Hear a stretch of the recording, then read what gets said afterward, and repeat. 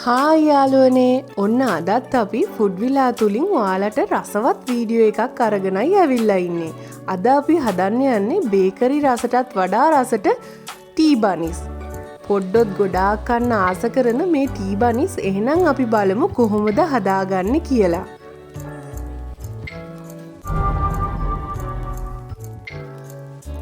ඉස්සෙල්ලාම මම ඊස් ග්‍රෑම් 14ක් මේ විදිහට බෝල් එකට දාගන්නවා.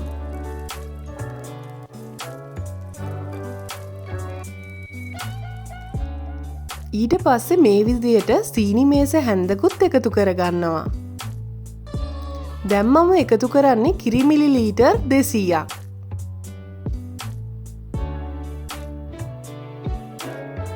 මේ විදිහට මේ ටික හොඳින් කලවම් කරගන්නවා.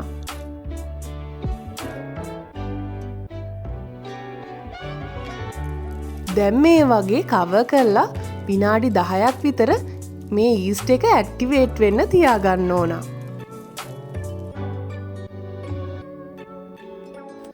දැන් ඔයාලට මේ පේනවා වගේ අපේ ඊස්ට් එක හොඳින් ඇක්ටිවේට් වෙලයි තියෙන්නේ.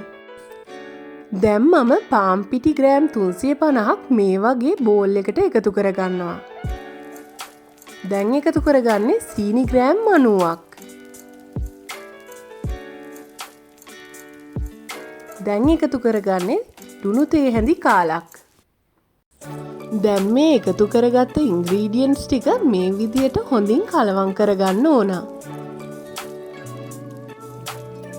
මේ ටික හොඳින් කලවම් වුණාන් පස්සේ දැන් මම එකතු කරගන්න යන්නේ අපි හදාගත්ත ඊස් මිශ්‍රණය. ඊළඟට මේ විදියට මේක හොඳින් පිටි එකත් එක්ක කලවම් කරගන්න ඕන. අපි බනිස් වගේ රෙසිපි හදද්දි ඒකේ මෝලියානන්නේ ටිකක් තෙත ගතියට. මොකද ටී බනිස් එක සොෆ්ට් එකට එන්න ඕන හින්දා ඒ විදියට යනුවාම තමයි අපිට ඒකේ හරි පදම ගන්න පුළුවන් වෙන්නේ. දැන් මම එකතු කරන්නේ බටර් මේස හැන්දක්.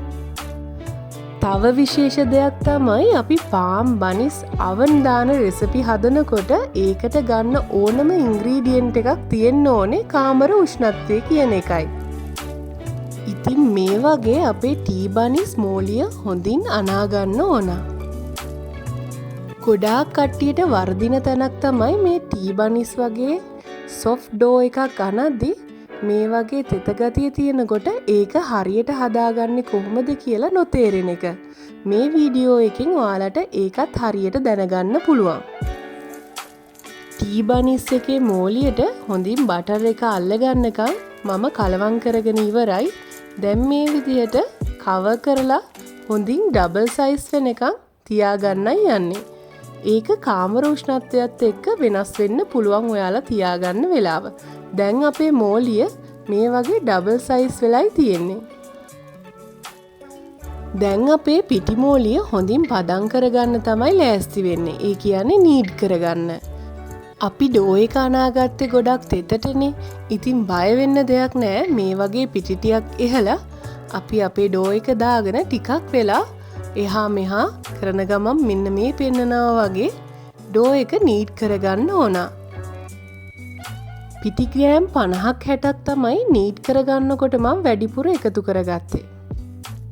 අපි ගන්න පිටිවල ඝනත්වය අඩු හෝ වැඩි වෙන්න පුළුවන්. ඒක නිසා ඔයාට සමහර විට එකතු කරගන්න පිටි ප්‍රමාණය වැඩි වෙන්නත් අඩු වෙන්නත් පුළුවන්.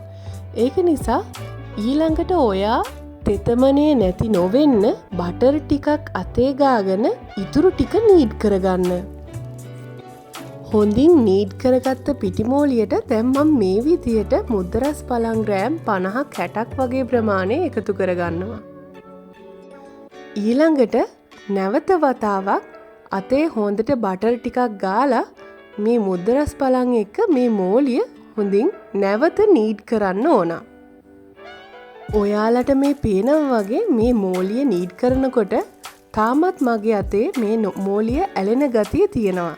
ඒ ගතිය අපි නැති වෙන්න තමයි මේ විදියට අතේ බටර් ගාලා ඒක අතේ නොඇලෙන්නත් හොඳට නීඩ් කරගන්නත් ඕන වෙන්නේ. මේ මෝලිය නීඩ් කරන අතරතුරේ ඔයා නිතර අතසේදුවොත් ඔයාගේ මෝලිය හරි පදමට ගන්න බැරි වෙන්න පුළුවන්. ඒක නිසා නීඩ් කරනකොට ඔයා අතේ බටර් ටිකක් ගාලා බය නැතුව නීඩ් කරන්න. අතේ ඇලුනට ඒක ප්‍රශ්නයක් වෙන්නේ නැහැ. මේ මෝලිය හැටි. අපි හදන මේ බනිස් ටික බොහොම සොෆ්ට් විදිහට ගන්න පුළුවන් වෙන්නේ අපි මේ විදිහට හොඳට නීඩ් කරොත් තමයි. ගොඩක් වෙලා අරගෙන සමහර විට පැය භාගයක් විනාඩි 40ක් වගේ ප්‍රමාණය මේ සොෆ්ට් ඩෝ එක ඔයාට නීඩ් කරන්න වෙනවා. ඔයාලට මේ පේනවා වගේ ටී බනිස් මෝලිය මේ විදිහට මම හොඳින් නීඩ් කරගත්තා. මට සම්පූර්ණ කාලේ විනාඩි 40ක් වගේ ප්‍රමාණය ගියා. පළවෙනි පාරට ටී බනිස් හදන කෙනෙකුට ඔළුවට ගන්න ඕනේ දේ තමයි පළවෙනි පාරට නීඩ් කරනකොට පිටි ටිකක් එකතු කරගන්නත් ඊට පස්සේ පිටි එකේ තෙත ගතිය නැති නොවෙන්න බටර් එකතු කරගෙන අතින් නීඩ් කරගන්න ඕනේ එක. ඒ වගේ කරාම මෙන්න මේ ගානට අපේ මෝලිය හොඳට නීඩ් කරලා ගන්න පුළුවන්. දැන් හොඳින් නීඩ් කරගත්ත මෝලිය මම රෙස් කරන්න තියන්නයි යන්නේ. මෙන්න මේ වගේ බෝල් එකේ බටර් ටිකක් ගාලා මේ පින්නනා වගේ මගේ හොඳ සොෆ්ට් එකට හදාගත්ත ඩෝ එක තෙත කිචන් ටවල් එකකින් කවර් කරලා තව පැය භාගයක් විනාඩි 40ක් කාලේ රෙස් කරන්න තියාගන්නවා. විනාඩි 40ක් විතර මම මේ ඩෝ එක රෙස් කරගන්න තියාගත්තේ. ඊළඟට මට මේ ඩෝ එකෙන් හොඳට බන්ස් ටික වෙන් කරලා ඒක හදාගන්න පහසු වෙන හින්දා. එහෙනම් අපි ඊළඟට අපේ මෝලියේ බර බලමු. මගේ පිටි මෝලියේ සම්පූර්ණ බර ග්‍රෑම් 870ක් ඇවිල්ලා තියෙනවා. මේ පෙන්නනවා වගේ සමාන කොටස් 8කට මම ඒක බෙදලා ඒකේ එකක බර ග්‍රෑම් 108ක් වෙන විදිහට රවුන්ඩ් බෝල කරගන්නයි යන්නේ. තරාදියක් නැති වුණත් ඔයාලට මේකේ ප්‍රමාණය එහෙමින්මට ගන්න පුළුවන්.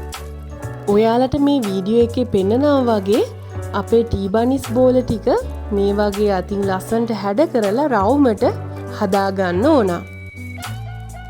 මම ඔක්කොම ටී බනිස් 8ක් වගේ ප්‍රමාණය තමයි මේ ප්‍රමාණයෙන් හදාගත්තේ. ඉතින් ඔයාලට මේ පෙන්නනවා වගේ ලස්සනට හැඩ කරගත්ත ටී බනිස් මේ වගේ ට්‍රේ එකකින් තියාගන්නවා.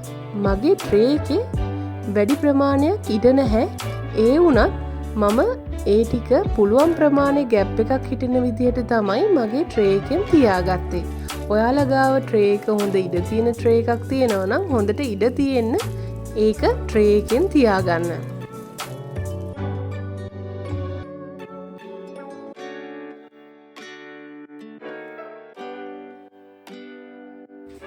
මේ පේනවා වගේ ලස්සනට හැඩ කරගත්ත ටී බන්ස් ටික මම ඔක්කොම ට්‍රේ එකේ තියාගත්තා. ඉතින් අවන් එකට දාන්න කලින් මේ ටී බනිස් ටික හොඳ වෙට් ටවල් එකකින් කවර් කරලා හොඳට පිපෙන්න තියාගන්න ඕන. ඒක කාමර උෂ්ණත්වයත් එක්ක වෙනස් වෙන්න පුළුවන්. මට ගියේ නම් පැය භාගයක් වගේ පොඩි කාලයක්.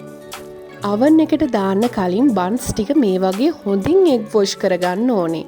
හැම පැත්තෙම ගෑවෙන විදිහට. එග් වොෂ් එක මම හදාගත්තේ පිත්තරයි කිරි වලින්.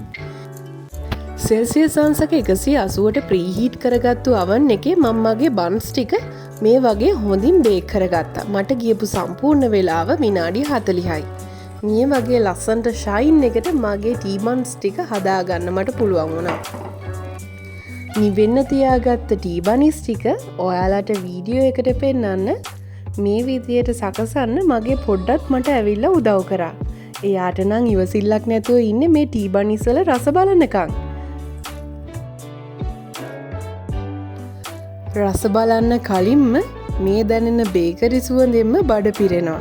ඉතින් ඔයාලට මේ පෙන්නනවා වගේ ටී බනිස් ගොඩාක් සොෆ්ට් එකට ඇවිල්ලා තියෙනවා. එහෙනම් ඔයාලත් මේ වගේ රසට ටී බනිස් ගෙදර හදලා බලන්නකෝ.